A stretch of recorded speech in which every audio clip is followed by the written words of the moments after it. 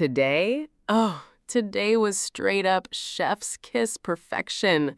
Prince Harry just served the most satisfying, delicious, gourmet media snub we have seen in months. Reporters were camping outside the Royal Hospital Chelsea like it was Black Friday at Primark and the last pair of Uggs was on sale. They had their cameras ready, their notepads out, their little gotcha questions prepared. And what did Harry do? He looked at the front entrance chaos, said, "Not today, Satan," and slipped in through the side entrance like the smooth, unbothered, unbotherable king that he is. I am not even joking. This man is out here living his best stealth era, and I am here for every second of it. If you're new here, pause this video right now, smash that subscribe button, and turn on notifications because we are deep in our pro-Sussex era, and we are not leaving. We ride for Harry and Meghan until the wheels fall off. Let's dive into this glorious, hilarious, dramatic mess. First, let's set the scene properly.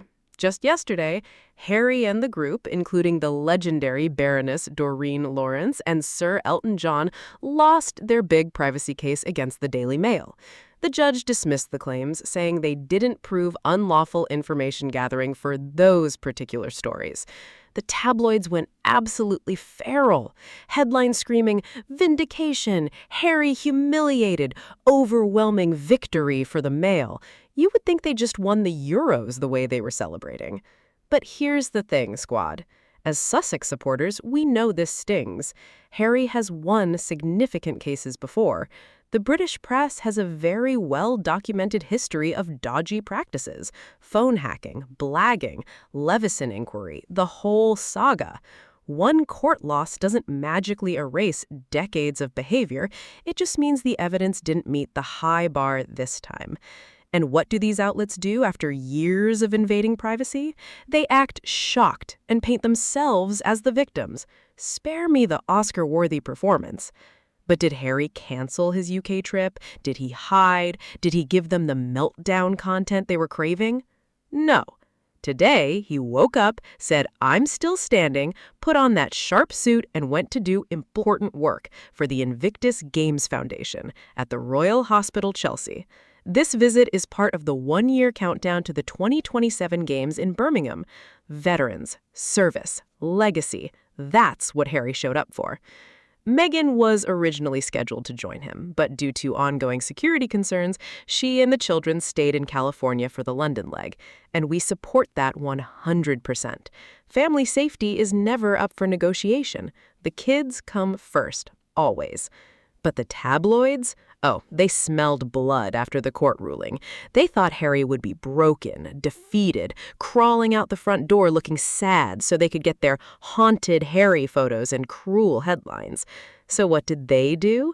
They camped outside the front entrance like a bunch of desperate exes who refused to accept it's over. Imagine the scene. Rain or shine. Cameras pointed, reporters practicing their questions.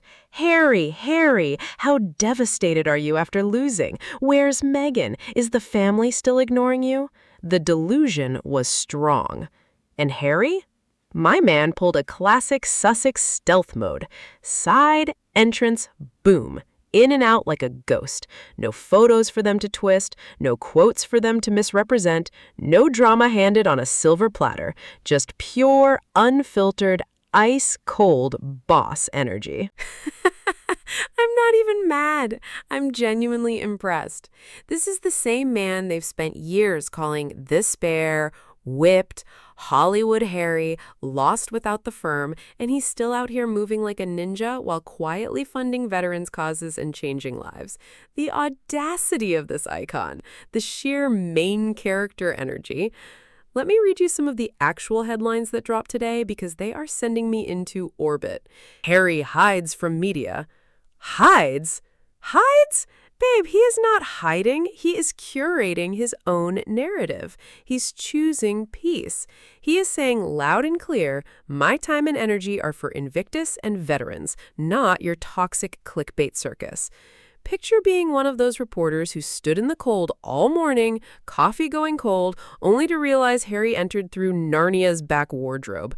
I would be devastated. The group chat would be an absolute meltdown. He did us dirty again.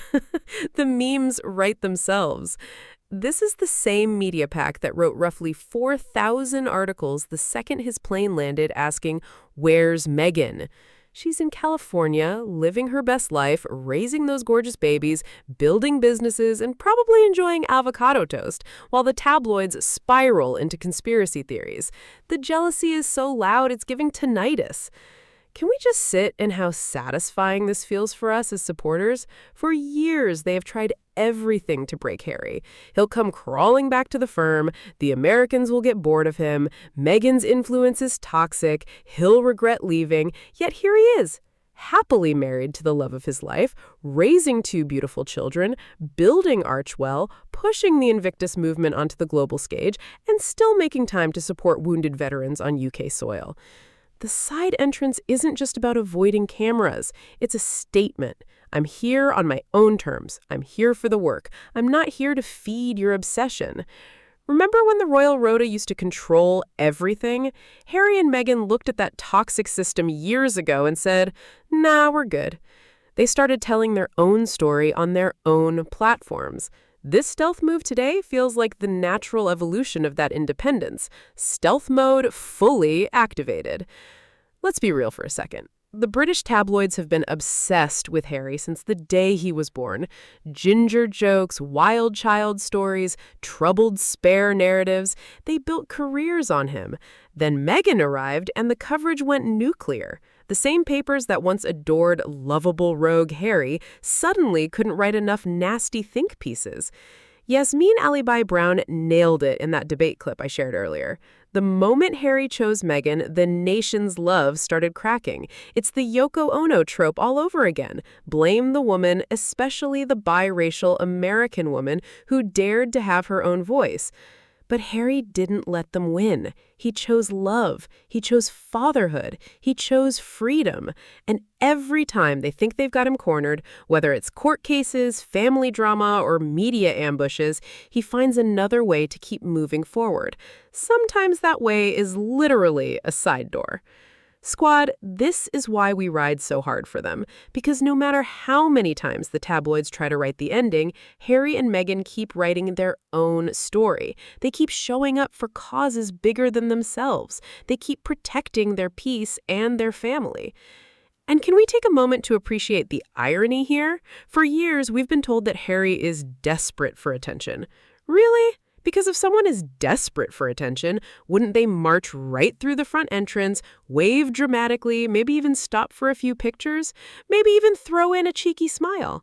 Instead, whether by logistics or planning, the story became that there wasn't a grand arrival shot. That's the twist. The man everyone claims can't live without publicity somehow ended up making the biggest headline by denying everyone the picture they were expecting. It's almost like the media's greatest nemesis isn't Harry, it's unmet expectations. And you know somewhere there was at least one photographer staring at an empty entrance thinking, "I've made some questionable career choices today. I can picture it now. The cameras are charged, the zoom lens is worth more than my car, everyone's standing around convinced they're about to capture the defining image of the day, and then someone quietly mutters, I think he's already inside." The silence must have been deafening. You could practically hear the collective sound of headlines being rewritten on the spot. That's not a disaster, that's a sitcom episode. Let's also talk about how predictable this cycle has become. Every single time Harry lands in the UK, it's like someone presses the giant red royal panic button. Suddenly, every movement becomes breaking news. Which airport, which car, which hotel, which entrance. At this point, if Harry stopped to tie his shoelaces, there'd probably be 3 opinion columns debating what the knot symbolized for the future of the monarchy. Meanwhile, Harry's probably thinking, "Mate, it's literally just a shoelace." The level of overanalysis would be hilarious if it weren't so relentless. And maybe that's why today felt like such a satisfying little plot twist. The story some people wanted was never the story they got. Instead of dramatic photos, awkward exchanges, or a made-for-the-front-page moment, they were left talking about the fact that there wasn't one. Sometimes the loudest response isn't a speech or a press conference. Sometimes it's simply refusing to dance to someone else's tune. Harry carried on with his engagement. The veterans remained the priority, and the cameras were left photographing a very nice-looking front entrance. Honestly, you couldn't script a more ironic ending if you tried. What makes it even funnier is that Harry didn't have to say a single word. No clapback, no angry statement, no dramatic interview, nothing. Sometimes silence is louder than any press release ever could be. While people outside were busy wondering where he'd gone, he was inside discussing veterans, the Invictus community, and the work he'd actually traveled there to do. It's almost like he was saying, "You can argue with the door all you want. I've got meetings." That level of staying on mission deserves a slow clap. Meanwhile, the internet was doing what the internet does best, turning the whole thing into comedy gold. The memes practically wrote themselves. Harry unlocked stealth mode. Achievement unlocked. Press evasion level 100. Mission complete. Cameras successfully confused. Somewhere, gamers were probably giving him extra points for using the side entrance without triggering the paparazzi side quest. Honestly, if this were a video game, he'd have earned the trophy for complete the engagement without activating unnecessary drama. And here's the thing that really makes SNUBS supporters smile. Whether people love Harry, criticize Harry, agree with him, or disagree with him, one fact never seems to change. He keeps showing up. Harry court case yesterday, engagement today. The headlines may change every hour, but the calendar doesn't. The work doesn't stop. Invictus doesn't stop. Supporting veterans doesn't stop. That's probably the biggest plot twist of all. While everyone else is busy chasing the story, Harry just keeps writing the next chapter. So what do we say to the haters and the camped-out reporters today? Keep coping. Keep waiting at the wrong door. Harry is unbothered, thriving, and using side entrances like it's his new signature move. Thank you so much for watching, for being part of this amazing community, and for standing with Harry and Meghan. Subscribe, join the notification gang, and I will see you in the very next video where we will probably be celebrating yet another Sussex win. Stay iconic, stay supportive, stay unbothered. And remember, they can camp outside the front door all they want. Harry will always find the side door. Love you guys so much. Bye!